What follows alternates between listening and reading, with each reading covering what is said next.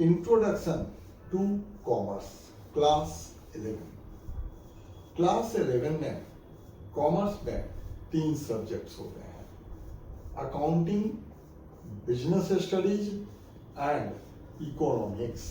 और इकोनॉमिक्स के अंदर 2 पार्ट्स होते हैं, माइक्रो इकोनॉमिक्स और स्टैटिस्टिक्स। अब यही 4 सब्जेक्ट कॉमर्स में क्यों हैं और इन चारों सब्जेक्ट के बीच में इंटर रिलेशनशिप क्या है, ये कॉमर्स में पढ़ाई शुरू करने से पहले समझ लेना बहुत इंटरेस्टिंग है। तो ये समझेंगे कि ह्यूमन एक्टिविटीज कॉमर्स के पॉइंट ऑफ व्यू से 2 टाइप की होती हैं, economic and non economic. Economic activities वैसी एक्टिविटी को कहते हैं जिसके पीछे मोटिव अर्निंग करना होता है, और नॉन इकोनॉमिक एक्टिविटीज वैसी एक्टिविटी ह्यूमन एक्टिविटी को कहते हैं जिसके पीछे अर्निंग का मोटिव नहीं होता है। वैसे एक ही एक्टिविटी एक टाइम पर इकोनॉमिक हो सकती है, दूसरे टाइम पर नॉन इकोनॉमिक हो सकती है। जैसे एक टीचर स्कूल में पढ़ाए उसके लिए वो इकोनॉमिक एक्टिविटी है, और वही अपने घर में अपने बच्चों को पढ़ाए तो वो नॉन इकोनॉमिक एक्टिविटी है। इकोनॉमिक और नॉन इकोनॉमिक एक्टिविटीज के बीच में कोई क्लियर लाइन नहीं है। अभी जैसे सुना, एक ही एक्टिविटी एक टाइम पर इकोनॉमिक, दूसरे टाइम पर नॉन इकोनॉमिक हो सकती है, या एक ही पर्सन के लिए अलग अलग टाइम पर वो एक ही एक्टिविटी अलग अलग एक्टिविटी हो सकती है। तो जो भी इकोनॉमिक एक्टिविटी करता है उसको इकोनॉमिक यूनिट कहते हैं। इकोनॉमिक यूनिट एक जो स्मॉलेस्ट इकोनॉमिक यूनिट होता है वो एक इंडिविजुअल होता है, फिर फैमिली है, फर्म है, कंपनीज है, ये सारे के सारे इकोनॉमिक यूनिट्स होते हैं। अब एक पर्टिकुलर एरिया के अंदर जितने भी इकोनॉमिक यूनिट्स होते हैं उन सबको मिलाकर इकोनॉमी कहते हैं, ये समझ लिया। अब जो बिजनेस है, अब ये जो इकोनॉमिक एक्टिविटीज हैं वो 3 टाइप की होती हैं। वैसे तो हजारों लाखों होती हैं, बट उनकी कैटेगरी 3 है। पहले को बिजनेस कहते हैं, दूसरे को प्रोफेशन कहते हैं, तीसरे को एम्प्लॉयमेंट कहते हैं। तो बिजनेस क्या है? बिजनेस है sum total of all economic activities relating to production and distribution of goods and services। मतलब एक इकोनॉमिक एक्टिविटी बिजनेस नहीं है, उसके अंदर वो सारी इकोनॉमिक एक्टिविटीज आ जाती हैं जो कि गुड्स का मतलब क्या, tangible things which satisfy human wants, और सर्विसेज का मतलब क्या, intangible activities process which satisfy human wants.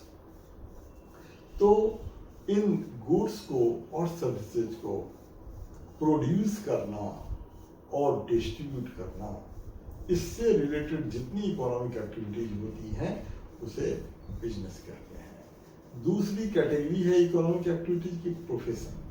Profession एक ऑक्यूपेशन है। ऑक्यूपेशन का मतलब activities people carry on to earn their living, इसको ऑक्यूपेशन। जैसे बार्बर है, सैलून है, कॉबलर है, ये सारे ऑक्यूपेशन हैं। लेकिन प्रोफेशन वैसा ऑक्यूपेशन है जिसमें एंट्री रिस्ट्रिक्टेड है, जिसमें ऑर्गेनाइज्ड बॉडी ऑफ नॉलेज को पढ़ना होता है, जिसमें फॉर्मल ट्रेनिंग करनी होती है।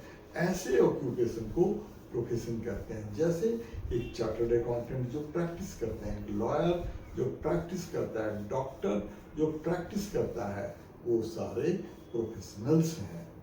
और तीसरे टाइप की इकोनॉमिक एक्टिविटी होती है एम्प्लॉयमेंट। एम्प्लॉयमेंट में जो किसी को जॉब पर रखता है उसको एम्प्लॉयर कहते हैं, जिसको जॉब पर रखता है उसको एम्प्लॉई कहते हैं, और उन दोनों के बीच में एक कॉन्ट्रैक्ट होता है जिसको एम्प्लॉयमेंट कहते हैं।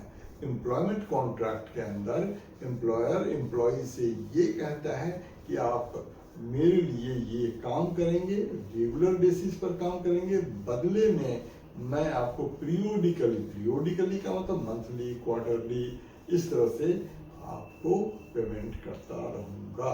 तो ये 3 टाइप की इकोनॉमिक एक्टिविटीज हो गई।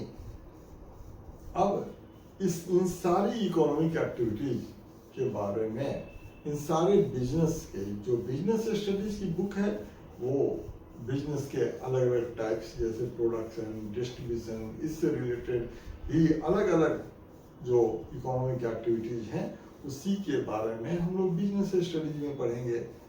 अब ये अभी सुना, ये पर्टिकुलर जो इकोनॉमिक यूनिट्स हैं उन सब के टोटल को इकोनॉमी कहते हैं। तो जब पूरी इकोनॉमी की स्टडी करेंगे वो इकोनॉमिक्स का सब्जेक्ट मैटर होगा।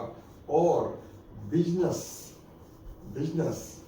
प्रॉफिट मोटिव से होता है, अर्निंग मोटिव से होता है, और एक पर्टिकुलर पीरियड के अंदर बिजनेस प्रॉफिट कितना अर्न किया ये अकाउंटिंग से पता चलता है। मतलब कॉमर्स के जो सब्जेक्ट्स हैं उसमें सबसे ज़्यादा इम्पॉर्टेंट, सबसे ज़्यादा यूज होने वाले हर टाइप की इकोनॉमिक एक्टिविटी में कितना प्रॉफिट हुआ, लॉस हुआ, क्या फाइनेंशियल पोजीशन है, ये सब कुछ अकाउंटिंग से सीखेंगे। इसके बाद बिजनेस स्टडीज है। बिजनेस स्टडीज में डिफरेंट टाइप्स के बिजनेसेस के बारे में सीखेंगे। और जो थर्ड है इकोनॉमी की स्टडी के बारे में इकोनॉमिक्स में पढ़ेंगे। अब इकोनॉमिक्स में थोड़ा सा ये समझ लेंगे कि ह्यूमन वांट्स जो होते हैं वो अनलिमिटेड होते हैं और रिकरिंग नेचर के होते हैं। और ह्यूमन वांट को जिससे सेटिस्फाई करते हैं वो रिसोर्स होते हैं, वो स्कार्स होते हैं। स्कार्स का मतलब क्या है? जब किसी रिसोर्स की डिमांड उसके सप्लाई से ज़्यादा हो उसको स्कार्स कहते हैं, और जब उसकी डिमांड उसके सप्लाई से कम हो उसको एबंडेंस कहते हैं। तो ये जो स्कार्सिटी है, स्कार्सिटी मीन्स अभी सुना कि जब रिसोर्स की डिमांड उसके सप्लाई से ज़्यादा हो जाए तो उसको स्कार्स बोलते हैं। और ये स्कार्सिटी ही जो है सारे इकोनॉमिक प्रॉब्लम्स का रूट कॉज है। अब ये इकोनॉमिक प्रॉब्लम्स क्या है? अभी सुना कि रिसोर्सेज स्कार्स होते हैं बट उसके ऑल्टरनेटिव यूजेज होते हैं। तो जब इसके रिसोर्स स्कार्स हैं तो सारे इकोनॉमिक यूनिट अपने स्कार्स रिसोर्स से अनलिमिटेड वांट्स को सेटिस्फाई करने की कोशिश करते हैं।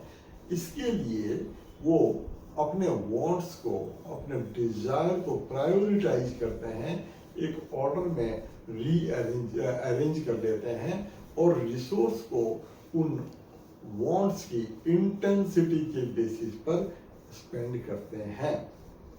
अब ये जो रिसोर्स है उसको कौन से वांट के सेटिस्फेक्शन के लिए कितना यूज करना चाहिए, this is called resource allocation problem. इसी को इकोनॉमाइजिंग ऑफ रिसोर्सेज भी कहते हैं।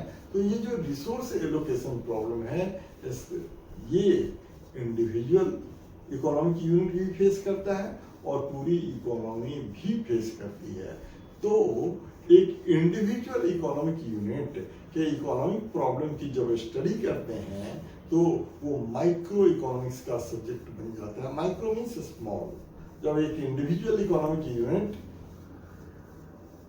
की इकोनॉमिक प्रॉब्लम की स्टडी करते हैं तो वो माइक्रो इकोनॉमिक्स का सब्जेक्ट मैटर बन जाता है, जो कि हम लोग क्लास 12 में सीखते हैं। और जब पूरी इकोनॉमी के इकोनॉमिक प्रॉब्लम की स्टडी करते हैं तो वो मैक्रो इकोनॉमिक्स का सब्जेक्ट मैटर होता है, जो कि हम लोग क्लास 12 में सीखेंगे। अब जरा स्टैटिस्टिक्स भी समझ लेते हैं। Statistics means study of data. वैसे स्टैटिस्टिक्स के बारे में हम लोग क्लास 7, 8, 9, 10 में भी पहले सीख चुके हैं। जो मीन, मीडियन, मोड ये सारे होते हैं, ये सब कुछ डायग्राम्स वगैरह ये सब कुछ क्लास 10 तक में हम लोग ऑलरेडी सीख चुके होते हैं। क्लास 11 में स्टैटिस्टिक्स एक अलग सब्जेक्ट ही बन जाता है, उसकी स्टडी करते हैं। इस चैप्टर के अंदर डायग्राम्स, ग्राफ ये सारे बनाना सीखेंगे। जो स्टैटिस्टिकल एनालिसिस के टेक्निक्स होते हैं, mean, median, mode, correlation, index number, ये सब कुछ हम लोग माइक्रो ये स्टैटिस्टिक्स के अंदर सीखेंगे। तो क्लास 11 के अंदर इन सारे टॉपिक पर अपना फोकस होगा। अब जरा ये भी ध्यान रखेंगे कि जब क्लास 11 कॉमर्स